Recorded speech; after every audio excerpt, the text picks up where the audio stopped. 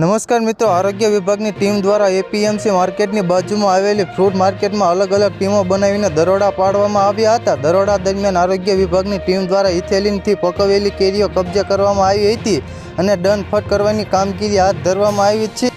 હાલમાં ઉનાળાની સિઝન ચાલી રહી છે અને કેરી રસિયાઓ કેરી આરોગી રહ્યા છે, ત્યારે કેટલાક વેપારીઓ દ્વારા કાર્બોઇડથી કેરી પકડતા હોવાની ફરિયાદ આરોગ્ય વિભાગની ટીમને મળી હતી, જેને લઈને આરોગ્ય વિભાગની ટીમ દ્વારા અલગ અલગ ટીમો બનાવીને એપીએમસી માર્કેટની બાજુમાં આવેલી ફ્રૂટ માર્કેટમાં દરોડા પાડવામાં આવ્યા હતા।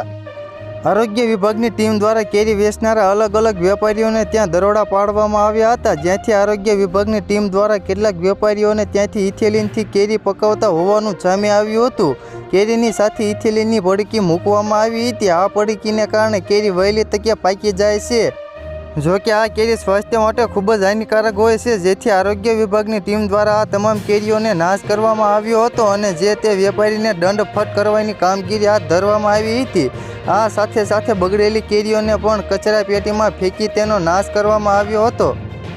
તો મિત્રો, હાલ માટે એટલું જ। ફરી મળીએ નવી અપડેટ અને નવા સમાચાર સાથે। તે પહેલાં ખાસ કરીને વિડીયોને એક લાઇક અને YTV ગુજરાતી ન્યૂઝ યુટ્યુબ ચેનલને ખાસ કરીને સબસ્ક્રાઈબ કરવાનું ભૂલતા નહીં મિત્રો।